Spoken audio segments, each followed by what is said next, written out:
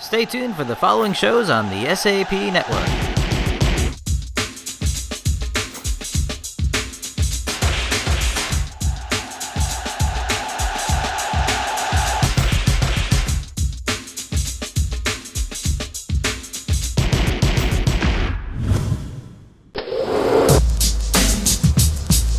The film you are about to see represents a significant breakthrough in the advancing science of the motion picture.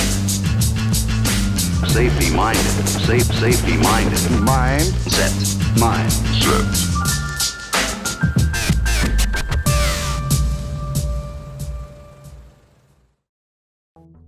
Hello and welcome. Now this has got to be some sort of crazy module, huh? Just the name "It Won't Happen to Me" makes you think you already know where we're headed, and the answer is, well, it's about to.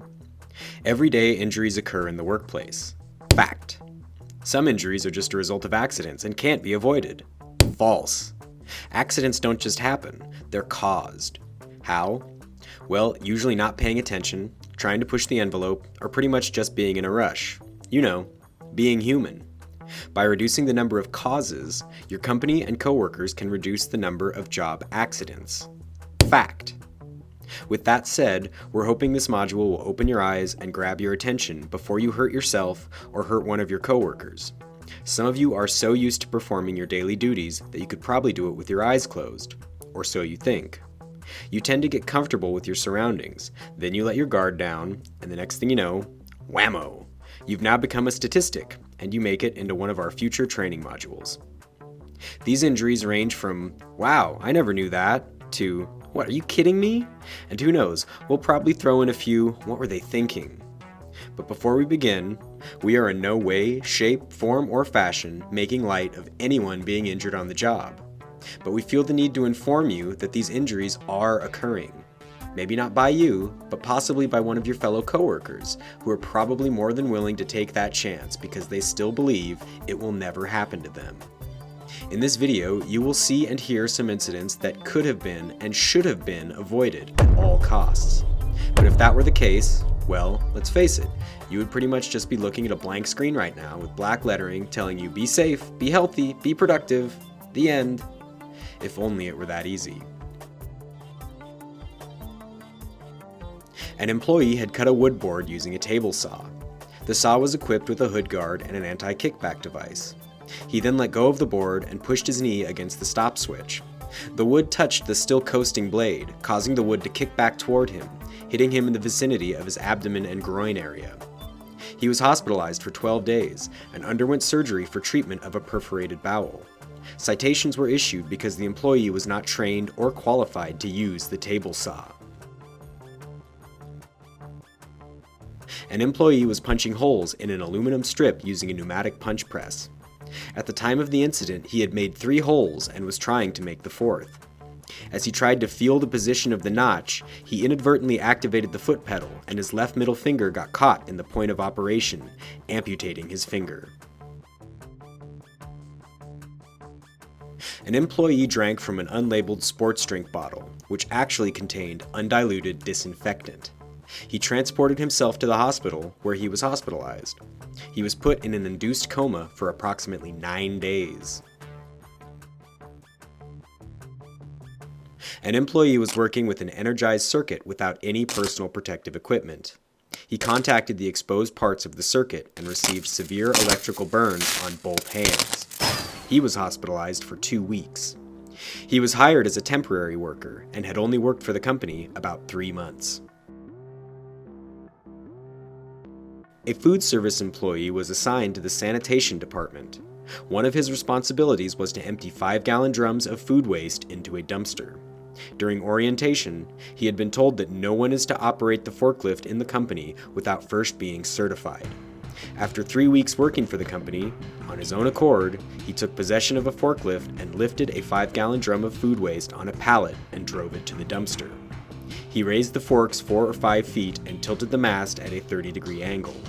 He got out of the cab and climbed up in between the mast and the operator's cab.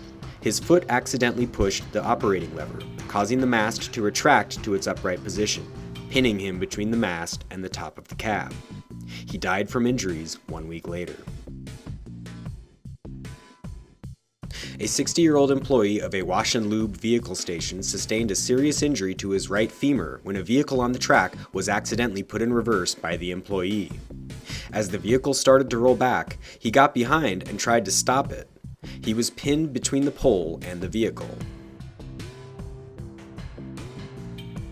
A baker was cleaning up after decorating cakes.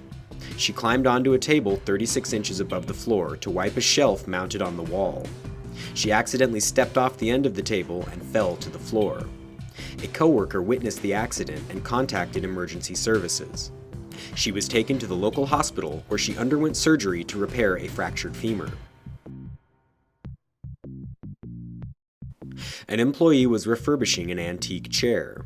He was using a table saw without a guard and was making a cut on a small piece of wood. He was holding the piece in his hands and was not using the push stick that was provided for such tasks. He injured his middle and ring finger on his left hand when he accidentally contacted the unguarded saw blade.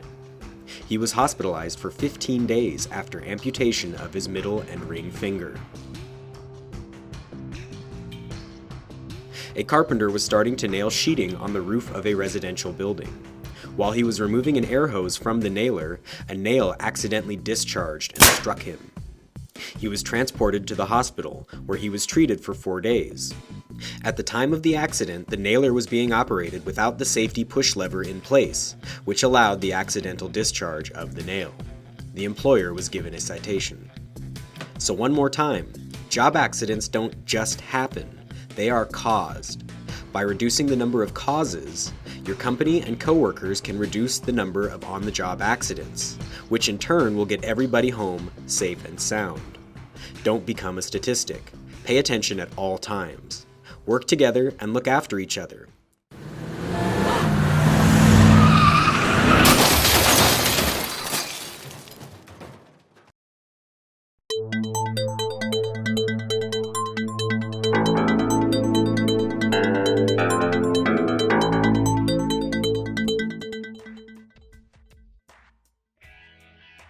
Carbon monoxide, or CO, is an odorless, colorless gas that can cause sudden illness or death. Let's talk about this for a couple of minutes. CO is found in combustion fumes, such as those produced by cars and trucks, small gasoline engines, stoves, lanterns, burning charcoal and wood, and gas ranges and heating systems.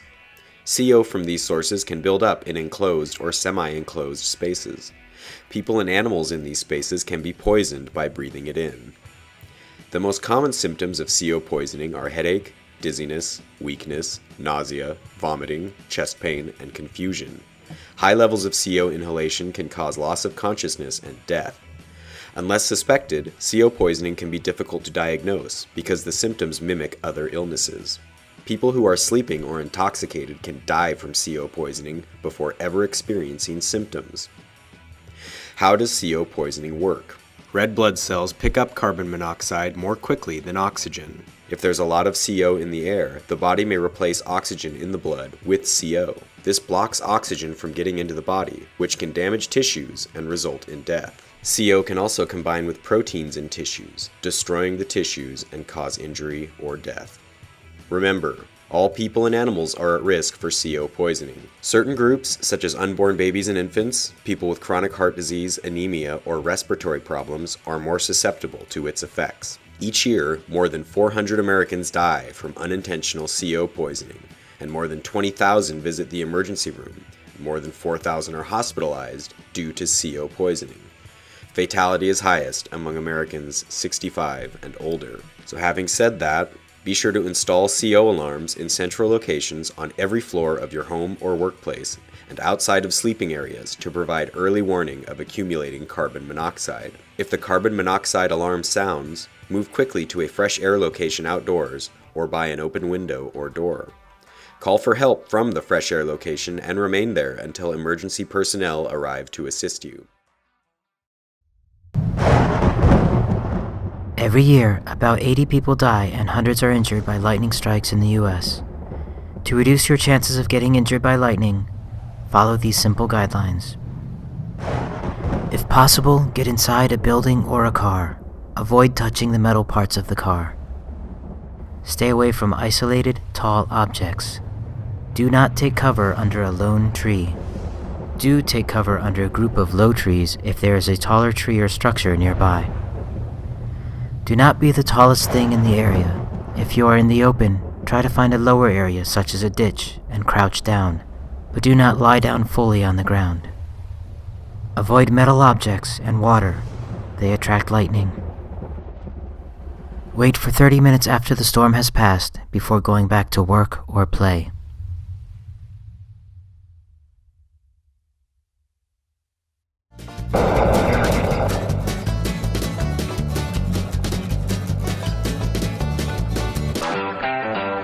Shake hands with danger. Chuck Hamlin is no beginner.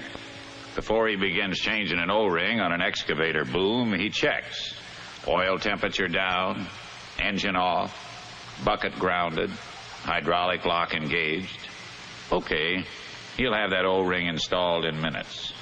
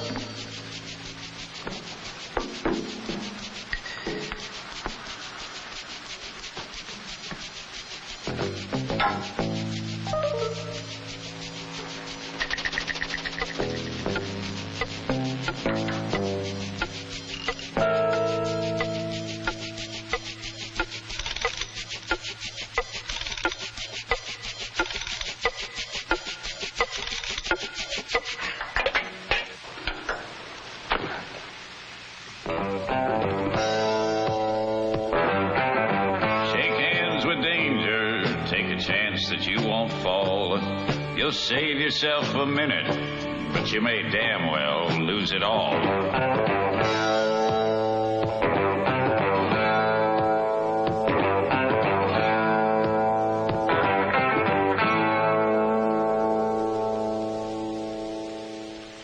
Wherever possible, the stick should be extended and the boom lowered so the work can be done at ground level. Finding that impossible, the next man used the service truck as a safe work platform. Climbing with tools can create a hazard. Use the steps and the grab irons. Keep at least 3 points of contact, 2 feet and 1 hand unencumbered.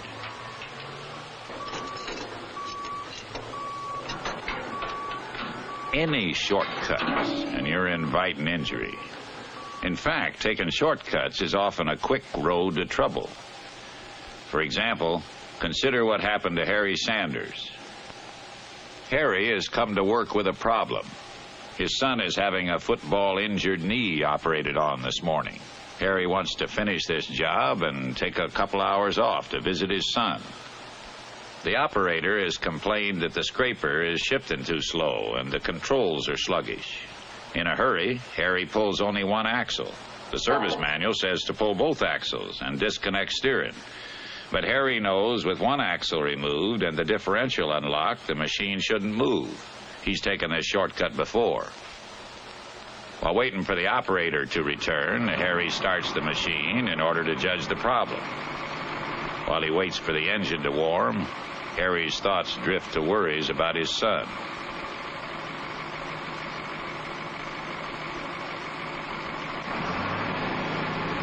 The accelerator feels stiff, so then he checks the feel of the service brakes.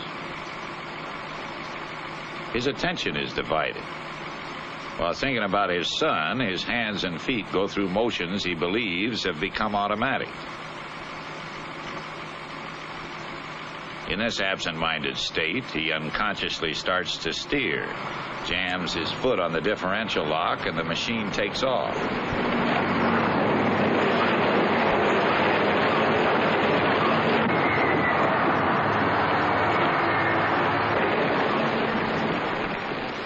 Lucky for the stunned operator, the machine stops itself. Harry is only bruised, but in a crowded area he could have killed someone because he ignored safe procedure to save a few minutes' work.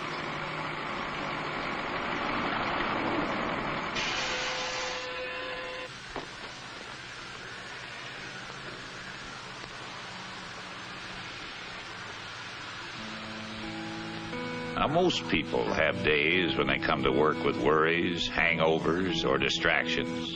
Those are times for being doubly cautious. When the body's on the job, but the mind is elsewhere, it's danger time.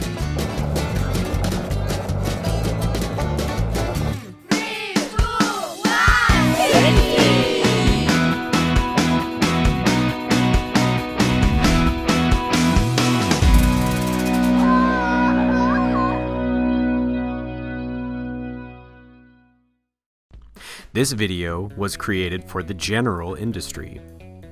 OSHA's general regulation is applicable to all facilities that require the installation of an emergency shower or eye wash station equipment as a form of first aid. It states that where the eyes or body of any person may be exposed to injurious, corrosive materials, suitable facilities for quick drenching or flushing of the eyes and body shall be provided within the work area for immediate emergency use. We should all know that eye and face protection must be provided and worn whenever necessary to protect against chemical, environmental, and radiological hazards or mechanical irritants. Ensuring worker safety includes conducting a workplace hazard assessment and providing adequate training for all workers who require eye and face protection. This assessment is to be performed by your employer. When employees are trained to work safely through OSHA and DOSH requirements, the employees should be able to anticipate and avoid injury from job-related hazards. In other words, the best way to prevent injury to the eyes is to always wear the appropriate eye protection. However, it is unrealistic to expect accidents not to happen. Therefore, employers are required to provide medical and first aid personnel and supplies commensurate with the hazards of the workplace.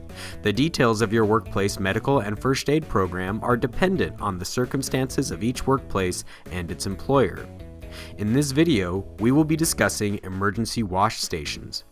We are going to summarize some key points within the ANSI Z358.1-2009 standard for emergency eye washes and shower equipment. But we are not trying to act as a substitute. It is recommended that the ANSI Z358.1 be consulted directly for further detail. So why are emergency wash stations so important? The first 10 to 15 seconds after exposure to a hazardous substance, especially a corrosive substance, are critical. Delaying treatment even for a few seconds can cause serious injury. In this video, we are going to review emergency wash stations and their requirements. Emergency wash stations provide on-the-spot decontamination. They allow employees to flush away hazardous substances that can cause injury. But do you know which emergency showers or emergency eye wash stations are permitted? You soon will. In addition, we will also review other eye wash stations that may not be relied upon as the primary source, but as an additional, which tends to cause numerous violations for employers due to confusion on their behalf. Although it may be a good idea in any workplace, the presence of an emergency wash station is especially important in an environment where hazardous chemicals are used. The presence of an emergency wash station does not preclude or eliminate the need for proper personal protective equipment, such as eye protection. It is an essential requirement that adequate eye and body protection is used when exposed to hazardous materials. We will review important items such as making sure the emergency wash stations are functional and readily available, their locations, and how and when to inspect them, and much, much more. So with that said, let's begin with a question. Is an emergency eye wash station required at your workplace or not? In order to determine that, let me ask you another question. Is there a potential for an employee to be exposed to corrosives, strong irritants, or toxic chemicals at your workplace? If so, then you may want to pay a little more attention to this video, because we're going to review some important items that you're going to want to make sure are implemented at your workplace. The emphasis is often placed on emergency eye wash requirements, but the need for an emergency shower must also be evaluated. If major portions of an employee's body could be exposed to hazardous substances, then emergency showers and emergency eye washes must be provided. In cases like these, combination units can be utilized. The requirements of each of these types of product categories must be utilized with other categories of emergency equipment. It must be assumed that all drenching systems may be activated simultaneously. In such an event, the system must be capable of delivering an uninterrupted 15-minute ANSI-compliant tepid flush. You must understand that all it takes is one accidental splash of a corrosive substance, even a common household chemical like bleach, to cause serious or even permanent damage to a worker's eyes or skin. This is why emergency washing facilities are required to supplement the use of personal protective equipment in workplaces where contact with corrosive, toxic, or strongly irritating chemicals is possible. Now we know there are some employees out there that have no idea if corrosives, strong irritants, or toxic chemicals come into play in their work environment and are wondering if there is another way to assist with this determination. Yes, there is. The best way to determine whether chemicals in the workplace require emergency washing stations is by referring to the safety data sheet or similar documents. Look for specific references to the material being corrosive, a strong irritant, or toxic. Beware! Even if the word corrosive is not present, it may be considered corrosive if the universal symbol of a hand partially eaten away with liquid dropping on it is displayed. So what about those places where chemicals are developed in the workplace? Glad you asked. For chemicals in the workplace, the following resources provide information about first aid requirements. NIOSH Pocket Guide to Chemical Hazards.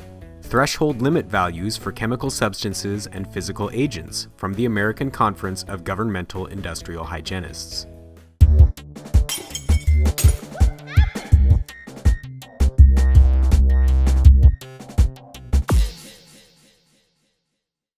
The stories you are about to hear are true. They were taken from real-life accident investigations. Be alert, and don't let this kind of accident happen to you. The lead operator of a sewage plant noticed that the residual level had dropped in the tanks, and he decided to add more ammonium hydroxide to increase the residual levels. He removed the camlock fitting and line from an empty 335-gallon tote and installed it to a full 335-gallon tote containing ammonium hydroxide solution. While installing the camlock fitting and line onto the full tote, he failed to secure the camlock fitting latches onto the valve coupling grooves. As he turned the valve to the open position, the camlock fittings and lines sprung off the coupling and sprayed ammonium hydroxide onto his upper legs and groin area.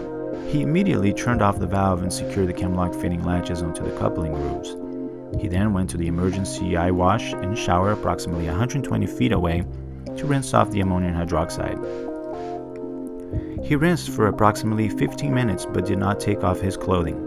He then drove a golf cart to the administrative building to notify management of the accident. Management summoned emergency medical services and rinsed him with an emergency shower and eye wash station located in the admin building until the ambulance arrived. He was transferred to the hospital via ambulance. He was hospitalized for 2 days for treatment of chemical burns to his upper legs and groin area. The use of ammonium hydroxide to control residue levels in tanks was a new process at the facility. No written procedure or hazard assessments were completed for this assigned task. The employee was wearing safety glasses but no other form of personal protective equipment during the accident.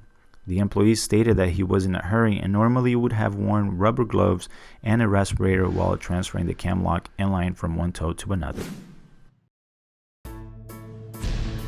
September 2006. An employee was at a customer's home to remove a wasp's nest in a skylight in the second-floor bathroom.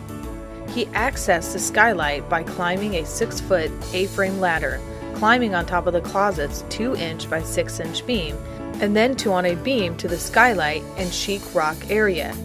As he straddled the beam with his back to the skylight and bathtub, he pulled the skylight open and knocked down the wasp's nest. The wasps were flying around him, and as he was waving them out of his face, he lost his balance and fell back onto and through the sheetrock. He fell 128 inches to the ceramic bathtub, fracturing his upper and lower spine, collarbone, ribs, and skull. He was admitted to the county hospital.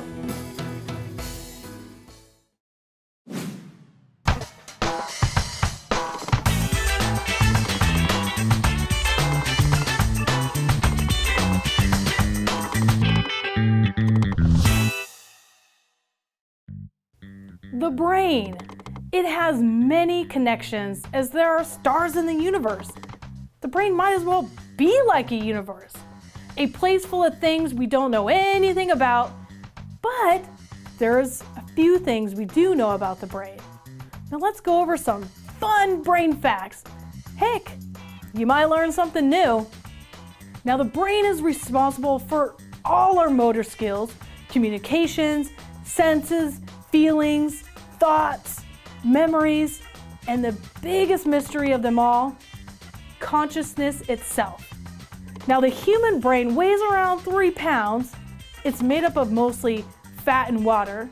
It feels no pain, and it has 100,000 miles of blood vessels.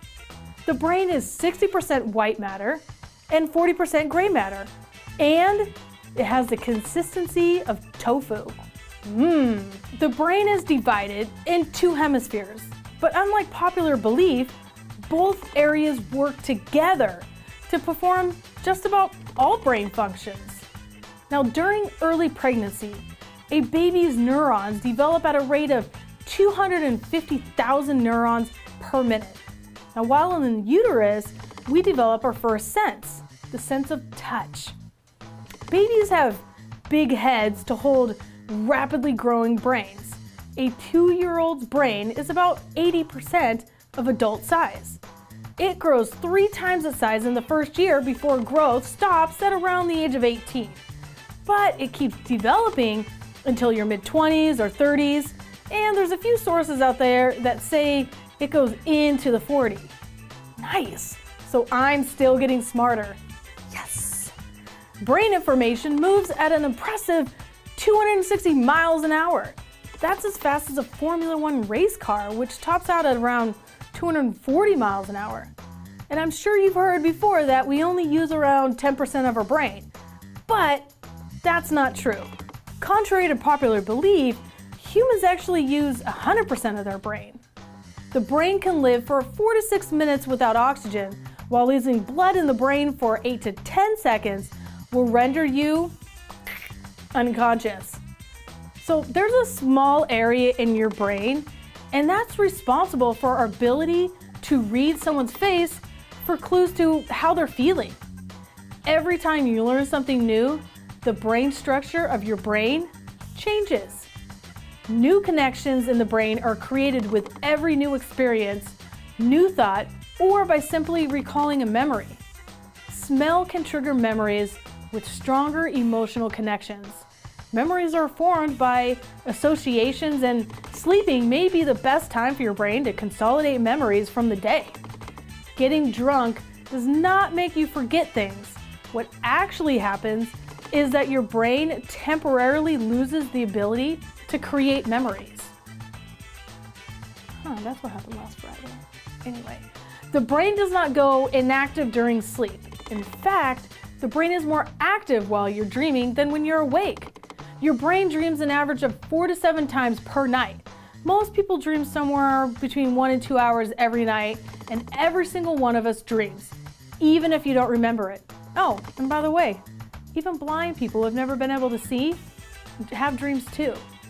To keep you from acting out your dreams during sleep, the brain produces a hormone that pretty much paralyzes your body. And then if you're snoring, sorry, you're not dreaming. When you're awake, your brain produces enough electricity to power a small light bulb. Your brain produces about 70,000 thoughts a day. My favorite fact? You can't tickle yourself because to be tickled, your brain requires an unexpected external stimulant. So, it takes 2 to tango and takes 2 to tickle. Just saying.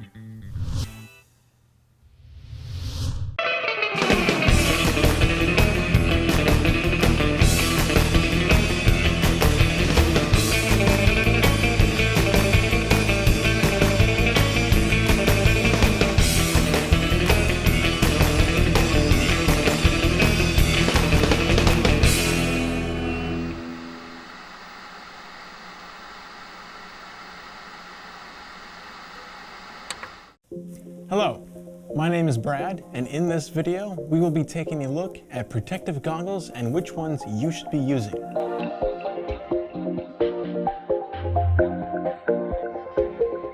Your eyes are extremely sensitive and require lots of protection in order to keep them safe and working properly. Our body already does a good job by utilizing eyelashes, eyelids, a sensitive iris, and other muscles to protect our eyes. But odds are, the work you will do will introduce your eyes to things your lashes won't be able to keep out. Let's take a look at an example of someone who didn't use correct eye protection. July 2011. A production worker at a specialty glass manufacturing site was cleaning glass. She sustained chemical splash burns to her upper body from mixing concentrated sulfuric acid and Nacromix, two chemicals used to clean glass. She wore safety glasses, but not goggles. She was also not wearing gloves, a face shield, or skin and body protection at the time of the accident. After she inverted the mix of the acid and Nacromix in a closed container, the mixture fizzed up and splashed onto her as she bent over the container. She ran to the sink and then the bathroom while screaming for help. Her supervisor assisted her to the emergency shower.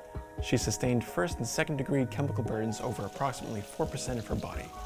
Many people assume that all eye protection perform the same job, but did you know there are different kinds of eye protection? Each one meant to protect against something specific. You won't wear your sunglasses to protect your eyes from the water when you're snorkeling, or vice versa. Correct eye protection should help in seeing things better in order to work coherently. All chemicals are harmful to your eyes, but the most dangerous chemicals are corrosive liquids, like acids, lye, bleach, ammonia, sodium hydroxide, and others. How dangerous do you think it would be if an employee was working with corrosive chemicals in the wrong kind of eye protection?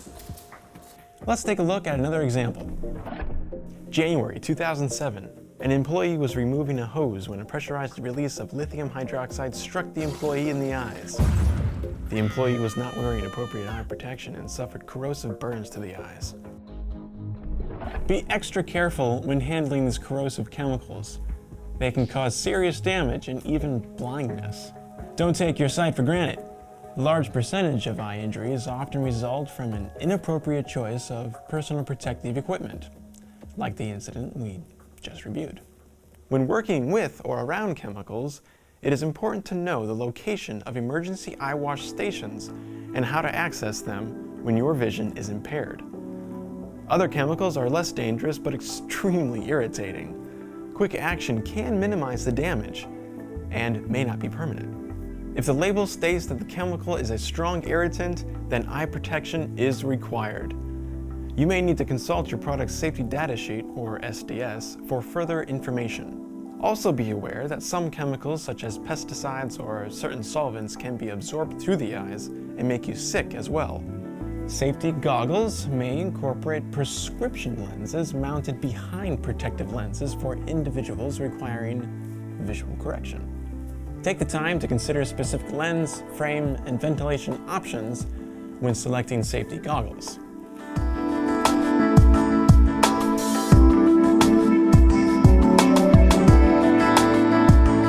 Safety goggle lenses are designed and tested to resist moderate impact. They might even incorporate prescription lenses. Safety goggle frames must be properly fitted to the worker's face to form a protective seal around the eyes. Poorly fitted goggles will not offer the necessary protection, obviously. Safety goggles protect the eyes, the eye sockets, and the facial area immediately surrounding the eyes from a variety of chemical hazards. Goggles form a protective seal around the eyes, preventing objects or liquids from entering under or around goggles. This is especially important when working with or around liquids that may splash, spray, or mist.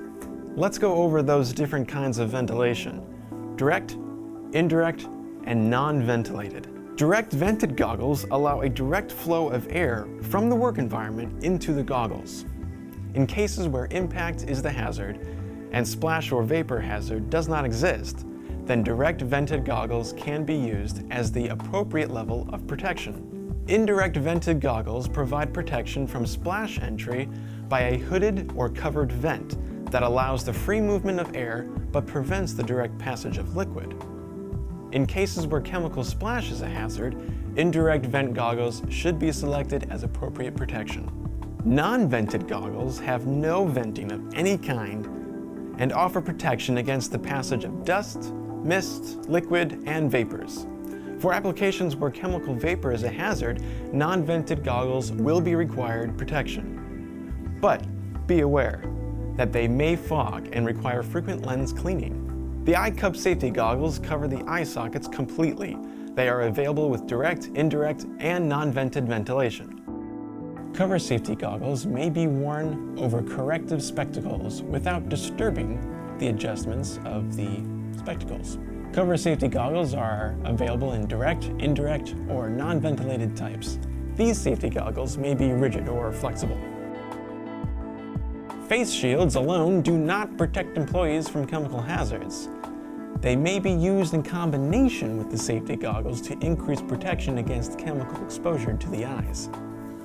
Remember though, face shields are considered secondary protection and do require the use of a primary protection. You may feel safe, but they won't protect your eyes as well as the goggles.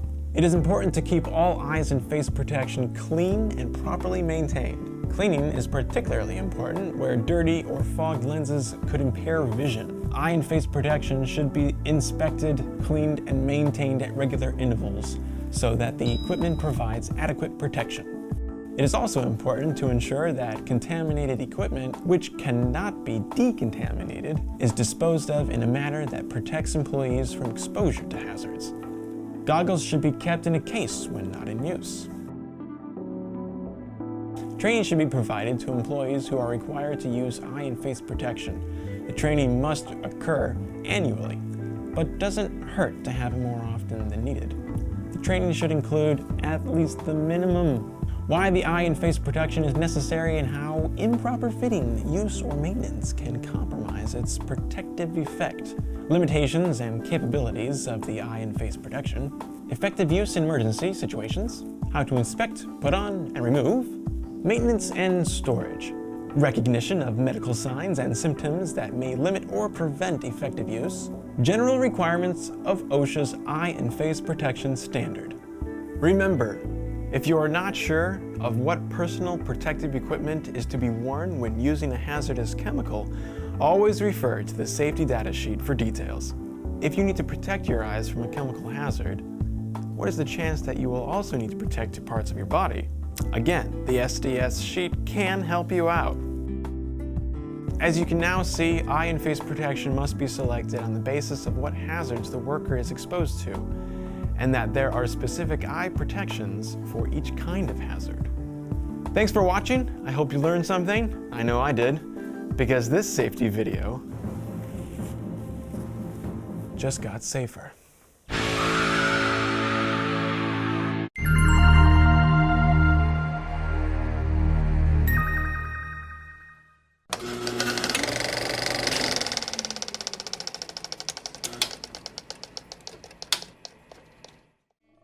FACE stands for Fatality Assessment and Control Evaluation. FACE is designed to increase the understanding of factors that contribute to occupational injury deaths in order to identify effective prevention strategies. State FACE is a program of cooperative agreements with state health and labor departments for conducting surveillance, investigation, and prevention activities at the state level using the FACE model. NIOSH presently has state FACE programs operating in many states, Washington being one of them. The objective of state FACE programs are to 1. Conduct surveillance to identify and report all fatal occupational injuries within the state, and 2. Conduct field investigations to determine cause and risk factors associated with selective fatal occupational injuries. 3. Develop recommendations for fatal injury intervention through practical engineering, administrative and/or personal protective solutions. And finally, 4. Develop effective methods for dissemination of useful prevention strategies at the state level. NIOSH and state cooperators frequently collaborate on the development of materials that identify hazards and prevention strategies. State-face programs have developed multiple source notification systems for the rapid identification of all fatal occupational injuries within their states. The timely identification of deaths is essential to conducting an on-site investigation. Comprehensive data are important for targeting investigations and prevention efforts. Currently, state targets for investigations include youth, highway street construction work zones, machinery-related events, and one or more other causes that the particular state FACE program has identified as a particular problem. State FACE programs are currently considering adding Hispanic workers as a target to further complement work by the OSHA Hispanic Work Task Force. We hope you found this hour entertaining, informative, and relevant. Thank you for watching, and stay safe.